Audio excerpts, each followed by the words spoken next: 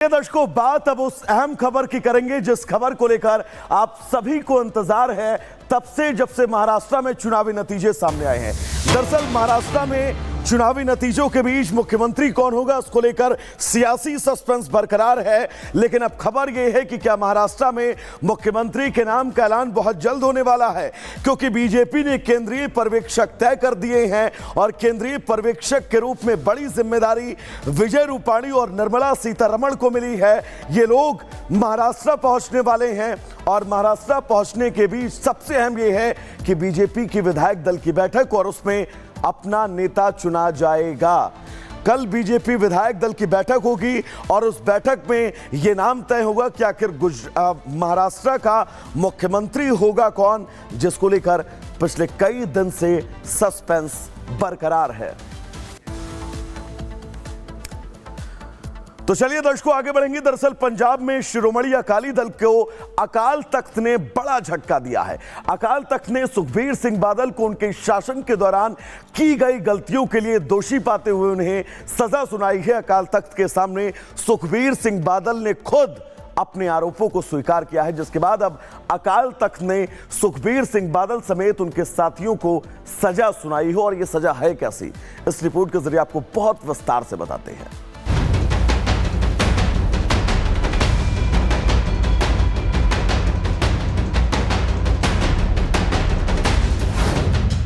9 साल पहले गलती, बादल परिवार को डसती।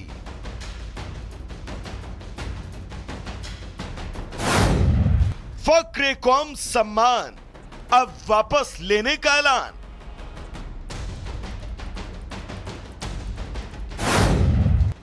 सुखबीर ने कबूला अपराध, बढ़ा फसाद। गलत गलत होता है और सच एक दिन जरूर सामने आता है, और जब सच सामने आता है तो उसका हर्जाना सूद समेत वापस करना होता है। 9 साल पहले पंजाब के पूर्व सीएम प्रकाश सिंह बादल की गलती अब परिवार पर भारी पड़ रही है। दरअसल यह मामला गुरमीत राम रहीम से जुड़ा है। जिस वक्त पंजाब में गुरु ग्रंथ साहिब की बेअदबियों के मामले हुए, उस दौरान पंजाब के सीएम प्रकाश सिंह बादल थे।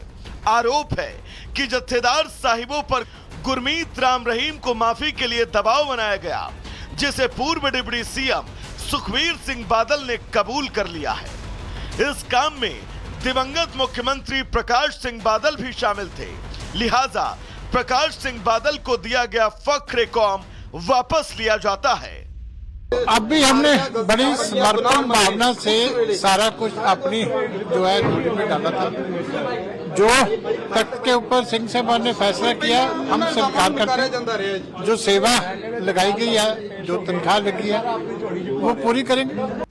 डेरा सच्चा सौदा प्रमुख राम रहीम को 9 साल पहले माफी देने और केस वापस लेने के मामले में श्री अकाल तख्त साहिब ने पूर्व डिप्टी सीएम सुखबीर बादल को बर्तन धोने और टॉयलेट साफ करने की सजा सुनाई। उन्हें गोल्डन टेंपल में 2 दिन सेवा करनी होगी।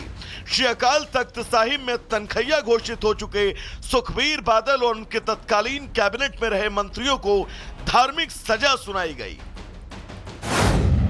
इस दौरान सुखबीर बादल को वॉशरूम साफ करने होंगे।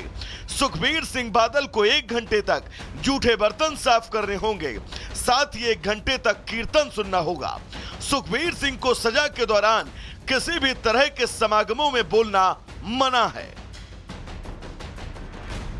एसएडी के अध्यक्ष पद से इस्तीफा देने के करीब 16 दिन बाद सुखबीर सिंह बादल को धार्मिक सजा सुनाई गई। दरअसल अकाली दल सरकार के दौरान हुई सभी गलतियों को सुखबीर सिंह बादल ने स्वीकार किया, जिसके बाद सुखबीर सिंह को धार्मिक सजा सुनाई गई। आज ये बहुत बड़ी तस्वीर है। इससे पहले इतने बड़ी गिनती में जो आगू हैं उनके लिए ऐसी बात कभी नहीं आई, जो पहली बार आई। वो सिंह साहब ने जो भी फैसले किए हैं सब सिख उनको मानते हैं। आज से सुखबीर बादल सेवा शुरू करेंगे। दरबार में 2 दिन सेवा करने के बाद सुखबीर बादल अगले 2 दिन केसगढ़ साहिब, दमदमा साहिब, मुक्तसर साहिब, फतेहगढ़ साहिब में सेवा करके अपनी सजा पूरी करेंगे। Bureau report, Republic Bharat. तो चलिए दर्शकों आगे बढ़ेंगे और बात अब देवरिया से आ रही उस खबर की करेंगे जिस खबर को जानना, सुनना, समझना आप सभी के लिए बहुत जरूरी हो। और आप देख भी सकते हैं हमारी वॉल पर लिखा हुआ है मामा मामी नहीं जल्लाद। ऐसा क्यों? दरअसल देवरिया में मामा मामी ने अपनी एक भांजी की जान ले ली और वजह वाकई आपको चौंका कर रख देगी। रिपोर्ट में आपको दिखाते हैं।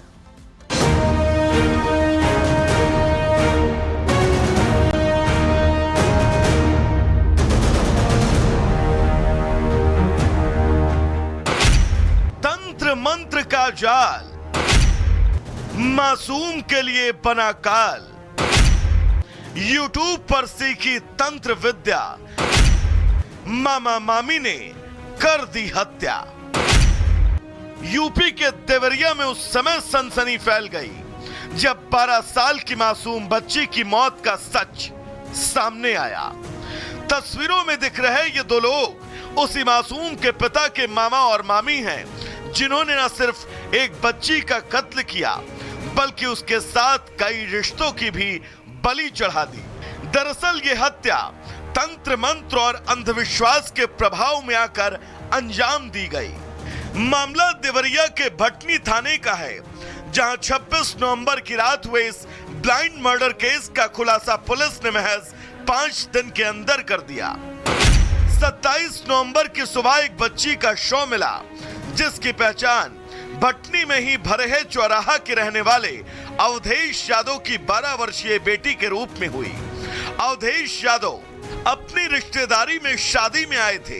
यहीं पर उत्तराखंड से आए आरोपी शेषनाथ और उसकी पत्नी सविता भी आए हुए थे। पुलिस के मुताबिक उस समय तो मामला ब्लाइंड मर्डर का केस दर्ज हुआ था, लेकिन जब पुलिस ने मामले की जांच शुरू की तो वारदात की परतें उधड़ने लगी। पुलिस ने आरोपियों को हिरासत में लेकर पूछताछ की तो पता चला कि आरोपी शेषनाथ की पत्नी सविता ने ही इस पूरे घटनाक्रम को अंजाम दिया है।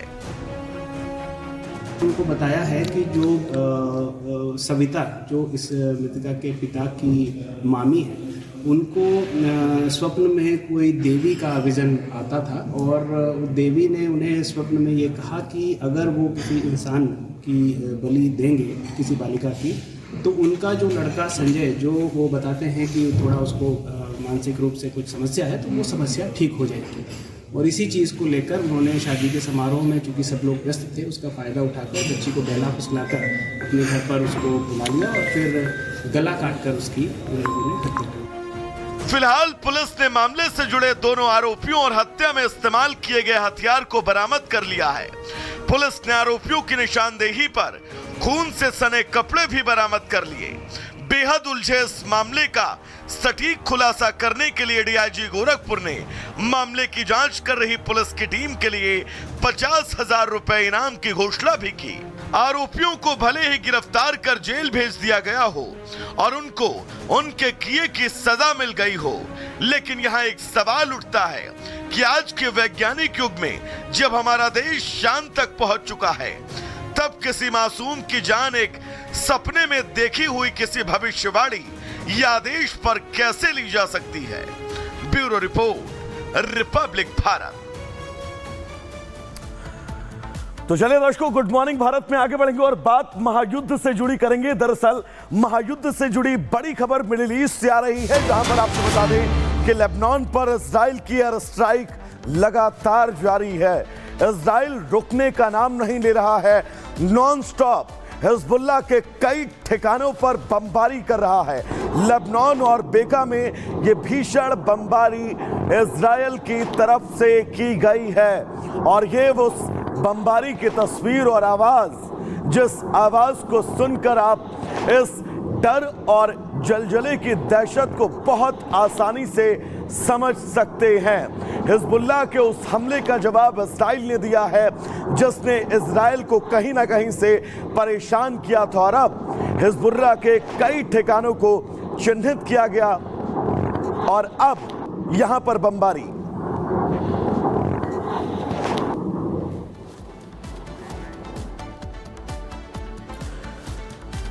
तो चलिए दर्शकों, अब आगे बढ़ेंगे और बात सीरिया की करेंगे। दरअसल सीरिया में भी इस वक्त भीषण बमबारी जारी है। सीरिया से बड़ी खबर है, जहां पर विद्रोही और सेना अब आमने सामने है। दोनों ओर से जबरदस्त गोलीबारी जारी है। हमा शहर में दोनों के बीच ये जंग छिड़ी है। हमा शहर के ब्रिज गांव में घमासान की ये तस्वीर और गोलियों की तड़तड़ाहट भरी ये आवाजें, जिस आवाज को सुनकर आप अंदाजा लगा सकते हैं